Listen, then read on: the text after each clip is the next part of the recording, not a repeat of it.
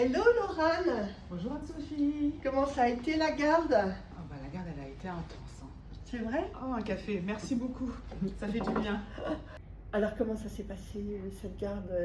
Écoute, la garde elle a été assez intense. Pour le coup, on a une patiente qu'on a pris en charge depuis hier matin, qui nous occupait pendant toute la garde et on vient juste de finir à l'instant sa prise en charge. Eh ben dis donc. Et qu'est-ce qui s'est passé? En fait, c'est une patiente qui c'était la deuxième césarienne programmée du bloc. Une patiente de 40 ans, deuxième part, utérus cicatriciel sur un antécédent de laparotomie par myomectomie, une patiente obèse morbide avec un IMC pré-grossesse à 40 et qui avait en plus un antécédent d'hémorragie du postpartum. Ah oui, d'accord. Donc elle avait une césarienne pour une indication fétale. Et donc avec tout ce contexte-là, j'avais préconisé de faire une périrachie combinée, d'autant plus qu'il y avait un doute sur un placenta qui était bien inséré.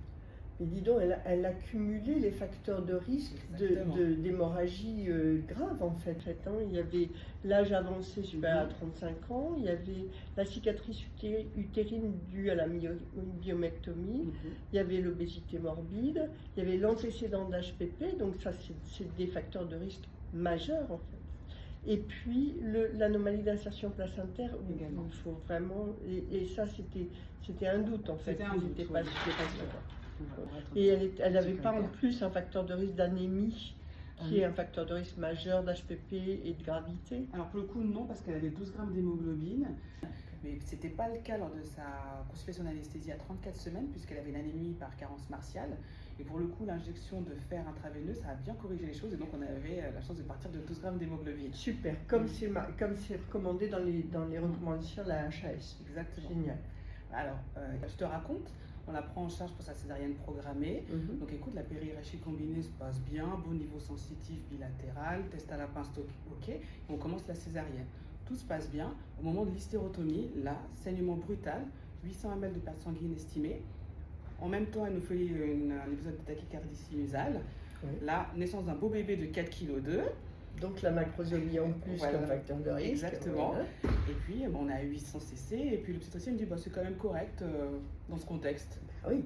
Et donc là tu rentres dans le cadre de la définition de l'hémorragie sévère, puisque l'OMS vient de changer les définitions de l'HPP, 300 ml plus signe clinique ou 500 ml pour l'hémorragie simple, 800 ml plus signe clinique ou 1000 ml pour hémorragie sévère, quel que soit le mode d'accouchement, un peu comme dans nos recos françaises.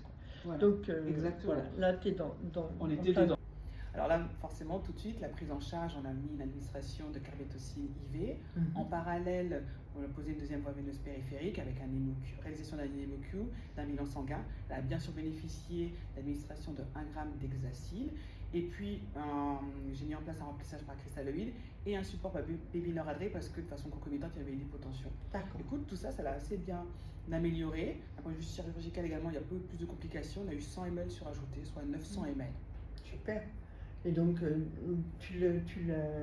elle s'est remise à saigner après? Initialement, non. Écoute, c'était assez contrôlé. Donc, j'amène en salle de réveil.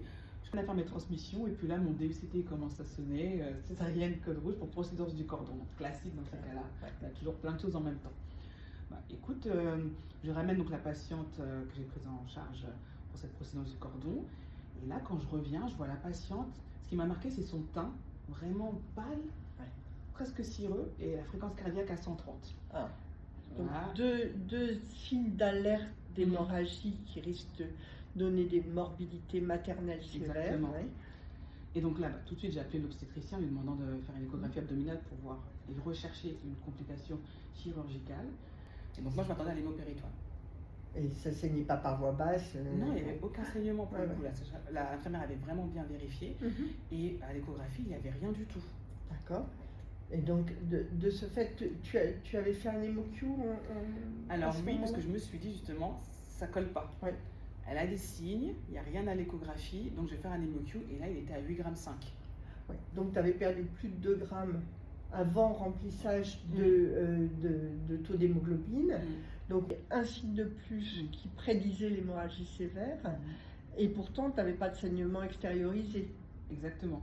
Et donc le quatrième signe qui nous alerte, c'est la coagulopathie.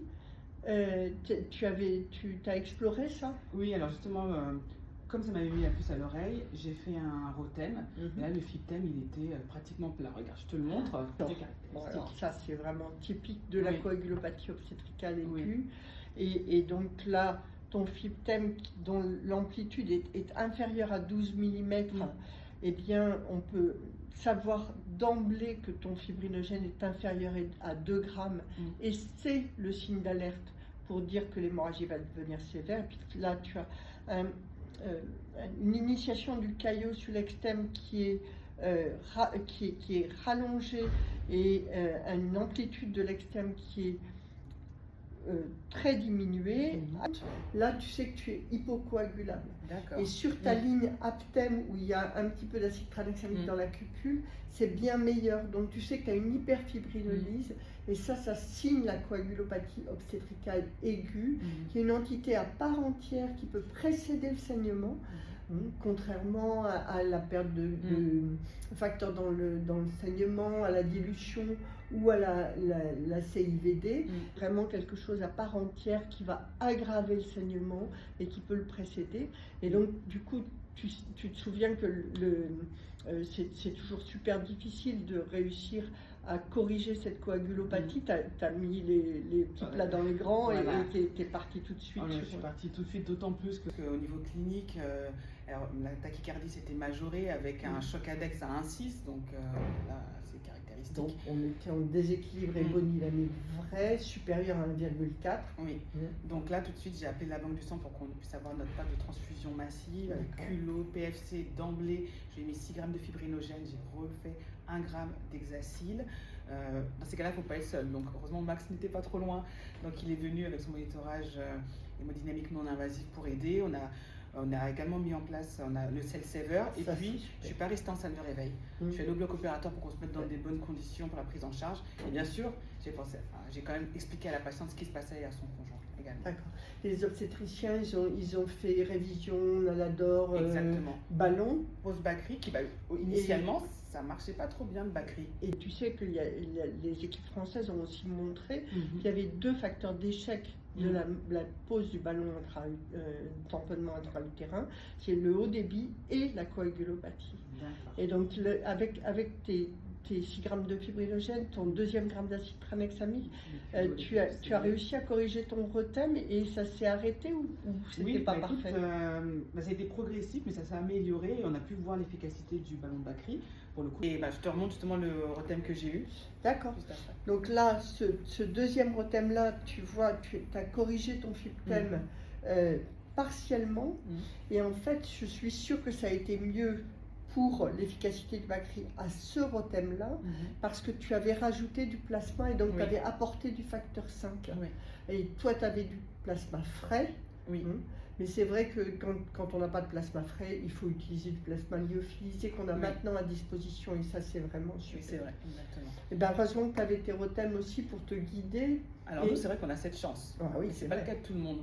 Mais non, qu'est-ce que tu non, mais en même temps, moi je fais depuis toujours les temps de coagulation, c'est-à-dire juste un tube sec, tu le poses sur la table, si ça coagule en 7 minutes, ça veut dire que tu n'as pas de coagulopathie. Si par contre c'est pas coagulé au bout de 7 minutes ou que ça se redélite, c'est qu'il y a une coagulopathie, c'est probablement une coagulopathie. Puis maintenant on a ces petits appareils qui mesurent le fibrinogène directement et qui vont te donner ce renseignement sur est-ce que j'ai corrigé mon potentiel coagulant plasmatique pour sauver cette patiente, parce que tant que tu n'as pas corrigé ta coagulopathie, elle va se... Et ben bravo, tu lui as sauvé la vie à cette et moi, ça s'est poursuivi en plus dans la nuit, j'ai poursuivi la transfusion, le fibrinogène, et donc ce matin, là on est à 9 grammes d'hémoglobine, les plaquettes à 140 000, le bilan d'hémostase pratiquement normalisé. Super, super.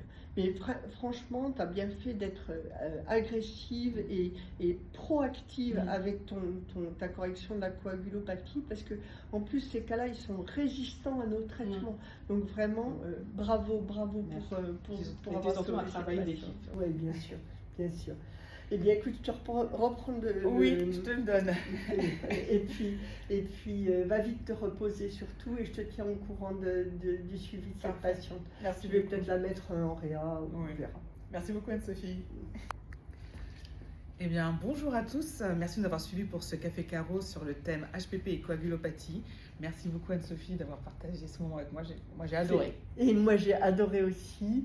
Et je crois qu'il y a toute une partie qu'on avait écrite, mais ça faisait un petit peu long, sur le psychotrauma qui accompagne ces situations à risque vital. Et je crois qu'on aura encore le plaisir d'en parler sur un autre café bah carreau. oui, évidemment. Voilà, c'est un sujet très important. Et puis je crois qu'on va se retrouver aussi bientôt après notre super congrès de Strasbourg à la SFAR. Exactement. Au Carrosse-Phare. Et puis l'année prochaine à Lille. Voilà, 2027. Au revoir.